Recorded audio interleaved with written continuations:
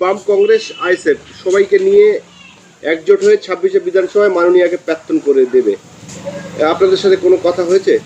আমাদের সঙ্গে সেইভাবে কথা হয়নি, সোশ্যাল মিডিয়ার মাধ্যমে অনেক কথা আসছে বা অন্য মারফত কথা এসেছে, কিন্তু আমাদের যা স্ট্যান্ড, আমরা রাজনীতিতে যে স্ট্যান্ড নিয়ে আমরা চলছি, যে আদর্শ নিয়ে চলছি, সেটা হলো ঘৃণার রাজনীতির বিরুদ্ধে আমরা, এবং এই ধর্মকেন্দ্রিক রাজনীতির বিরুদ্ধে, এবং জাতিগত ডিফারেন্স এর করে মানুষের উপর অত্যাচার এর বিরুদ্ধে আমরা। উনি ইতিমধ্যে অনেকগুলো এই ধরনের কার্যকলাপ বা কথাবার্তা আমরা শুনেছি, যে 30% মুর্শিদাবাদের সংখ্যালঘু হিন্দুদেরকে ভাসিয়ে দেওয়া হবে, এরকম অনেক কথাবার্তা হয়েছে। যদিও তিনি রিসেন্ট সোশ্যাল মিডিয়ায় বলেছেন ওটা আমার কথা নয়, ওটা মুখ্যমন্ত্রীর কথা ছিল, অর্থাৎ হয়তো মুখ্যমন্ত্রী তাকে এই ধরনের উস্কানিমূলক কথা বলতে বলেছিলেন, যার কারণে একটা দাঙ্গার পরিবেশ তৈরি হয়। এবং শুভেন্দু এধারে বলছে, ওধারে হুমায়ুনকে দিয়ে বলিয়ে যাতে একটা দাঙ্গা তৈরি করা যায়, হয়তো এই প্ল্যানিং ছিল। এটা হয়তো বলছি, কারণ এর কোনো সঠিক এভিডেন্স আমার কাছে নেই, কিন্তু আমরা যেটা দেখেছি শুনেছি তার ভিত্তিতে বলছি। এখন উনি যদি ওনার ভুলগুলো সংশোধন করে শুধরে নিয়ে সঠিকভাবে মানুষের স্বার্থে, মানে পিছিয়ে পড়া সম্প্রদায়ের স্বার্থে যদি রাজনীতি করে, নিশ্চয়ই ভাবা যায়। এমআইএম হুমায়ুন কবিরের নতুন দল অর্থাৎ আইএসএফ এর সঙ্গে যদি একসঙ্গে জোটবদ্ধ হয়, আপনি সেখানে তো আমি কালকে রিসেন্ট যেটা দেখছিলাম, মিমের যিনি আর কি মুখ্য সচেতক, তিনি পরিষ্কারভাবে বলেছেন যে বিজেপির কোর টিম হচ্ছে শুভেন্দু অধিকারী টিমে আছে, সেই কোর টিমের সঙ্গে খুব আন্তরিক সম্পর্ক ছিল হুমায়ুনের। সুতরাং এরকম একজন বিজেপি, গোটা ভারতবর্ষে যেখানে বিজেপির বিরুদ্ধে এমআইএম লড়াই করার চেষ্টা করছে, সেখানে বিজেপির কোনো কোর টিমের কারোর সঙ্গে ওরা সংযোগ রাখতে চায় না। এটা আমি গতকালকে ওদের মুখ্য সচেতকের যে বার্তা মিমের, তার থেকে শুনেছি। সুতরাং মিমের এই অবস্থান তো ক্লিয়ার। সুতরাং সেখানে হুমায়ুন কবির রিয়াকশান দিয়েছে যে তাদের পশ্চিমবঙ্গে তো কিছু নেই, সেখানে যদি এখানে কিছু করতে হয় তাহলে আমার হাত ধরেই করতে হবে। সুতরাং এ তো একটা অলরেডি ক্রস কানেকশন শুরু হয়ে গেছে। তাহলে কি 26-এ আপনারা মিমের সাথে জোট করছেন? না, সেরকম কোনো বার্তা আমাদের কাছে এই মুহূর্তে নেই। কারণ আমরা বলছি, আমরা আদর্শকে পাথেয় করে রাজনীতি করতে চাই। আমরা আদর্শকে ছেড়ে দিয়ে শর্ট টাইমস বেনিফিটের চিন্তা ভাবনায় আমরা নেই। আমাদের নেতৃত্ব, তার কথা এবং কাজের মধ্যে কোনো ভিন্নতা নেই।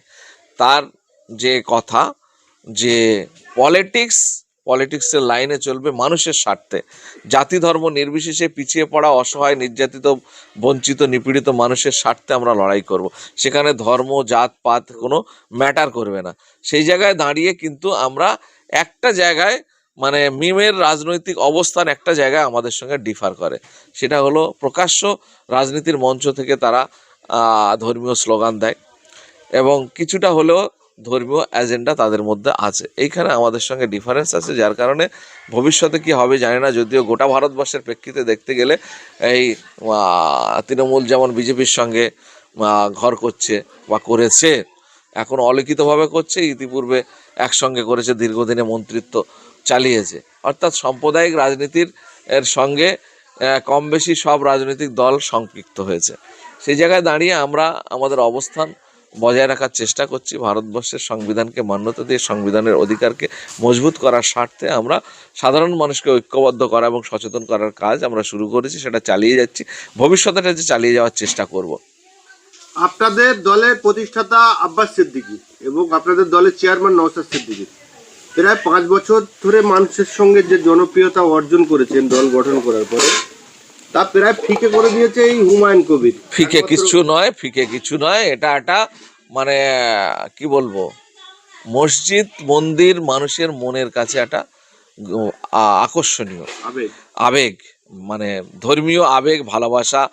আর বাবরি মসজিদ এমন একটা সেন্সিটিভ ব্যাপার, গোটা ভারতবর্ষ মানে যখন বাবরি মসজিদ ধ্বংস করা হয়, দাঙ্গা হয়েছিল, মুসলিম জনসমাজের কাছে একটা ক্ষত, একটা বুকের কাছে যন্ত্রণা, যে আমাদের মানে দীর্ঘদিনের ঐতিহ্য বাবরি মসজিদ সেটাকে ধ্বংস করে দিল, এবং কোর্টের রায়ে সেটা হিসাব মতো কোনো এভিডেন্স ছাড়াই রায় দিয়ে দিল।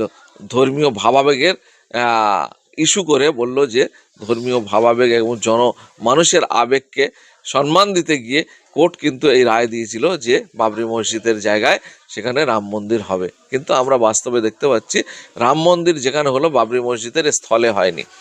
বাবরি মসজিদ থেকে অনেকটা দূরেই রাম মন্দির হয়েছে, এবং বাবরি মসজিদ যেখানে আছে আমাদের মানে কোর্টের রায় অনুযায়ী মসজিদের জন্য যে জায়গা দেওয়া হয়েছে সেটাও সেই জায়গা থেকে অনেকটা দূরে, অর্থাৎ দুটো ধর্মীয় প্রতিষ্ঠানকে দূরত্ব বজায় রেখে জায়গা দিয়েছে।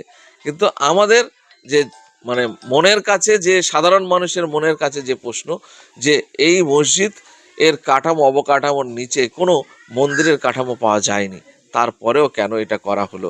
সম্পূর্ণভাবে মানে সংবিধান বিরোধী এবং অনৈতিকভাবে এই রায় দেওয়া হয়েছে, এবং তার পরিপ্রেক্ষিতে এখানকার ভারতবর্ষের মুসলমানরা সেই থেকে আজ পর্যন্ত তেমন কিছু করতে পারেনি তার পরিপ্রেক্ষিতে, যার কারণে সাধারণ মানুষের যে আবেগ, যে মনের কাছে যে জায়গা, সেই জায়গা থেকে হুমায়ুন কবিরের এই ডাকে সবাই সায় দিয়েছে। কিন্তু বাস্তবে আমরা যদি বিশ্লেষণ করি তাহলে দেখা যাবে উনি কিন্তু ওই প্ল্যাটফর্ম থেকে উনি রাজনৈতিক ঘোষণা করছেন, তাহলে সেখানে বলা যায় যে রাজনীতির সঙ্গে ধর্মীয়কে মেশানোর একটা প্রক্রিয়া তিনি শুরু করেছেন। এটাকে আমরা সেইভাবে সমর্থন করতে পারছি না। করছেন যারা তার পয়সা এবং তার কমের পয়সায় সেই হুমায়ুনকে সাসপেন্ড তো স্ববিরোধী নীতি। মমতা ব্যানার্জি নিজে সরকারি টাকায় মন্দির বানাচ্ছেন, মহাকাল মন্দির বানাচ্ছেন, দুর্গাঙ্গন বানাচ্ছেন, জগন্নাথ মন্দির বানাচ্ছেন, প্রসাদ বাড়ছেন, সব কিছু করছেন, তাতে কোনো অসুবিধা নেই। তার দলের একজন ব্যক্তিগতভাবে নিজের ট্রাস্টের টাকায় সে একটা মসজিদ বানাচ্ছে,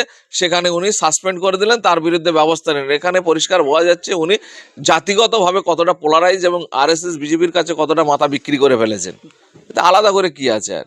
এটা পরিষ্কার উনি ধর্মীয় রাজনীতি করছেন এবং সাম্প্রদায়িক রাজনীতি করছেন, এবং নিজে মন্দির বানাবেন, অসুবিধা নেই। কেউ মসজিদ বানাতে গেলে বাধা কেন? বাধা সংবিধানে কি কোথাও বলা আছে যে বাবরি নামে কোনো মসজিদ করা যাবে না? সুপ্রিম কোর্টের রায় যে ঘোষণা হয়েছে সেখানে কি উল্লেখ আছে যে বাবরি মসজিদ বানানো যাবে না বা কোনো মসজিদ কোথাও বানানো যাবে না? তাহলে তানার দলে তিনি সরকারি টাকা ব্যবহার করে তিনি একের পর এক মন্দির বানিয়ে যাচ্ছেন, আর তার দলে যে থেকে কেউ যদি তার স্বাধীনভাবে তার নিজের জায়গাতে নিজের ট্রাস্টের পয়সাতে যদি সে একটা মসজিদ বানায়, তাহলে কেন অসুবিধা হবে? তাহলে উনি যে ধর্মীয় ভাবে যে বারে বারে বলেন যে আমি সেকুলার, আমি ধর্মনিরপেক্ষ, এইটার মুখোশ খুলে পড়ে যাচ্ছে। এখন বিজেপির এজেন্ডা উনি বাস্তবায়িত করছেন, এটা প্রমাণিত হচ্ছে।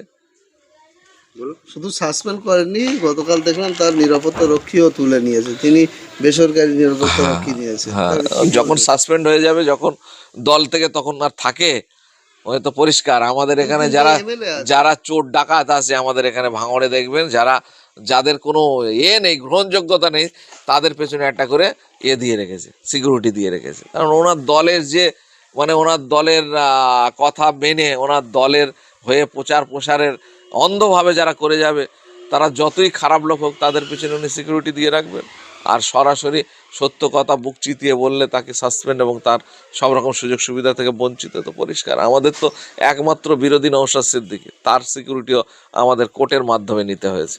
সুতরাং এই সরকারি যে কি বলবো, সরকারে যে থাকবে নিয়ম হচ্ছে সংবিধানের দায়রা থেকে, সংবিধানের জায়গা থেকে মান্যতা দিয়ে সমান অধিকার, অর্থাৎ যে সাম্যের বাণী সংবিধান দিচ্ছে, সেইটাকে এই প্রশাসনের থেকে যারা পরিচালনা করছেন তারা সঠিকভাবে সংবিধানকে মান্যতা দিচ্ছে না।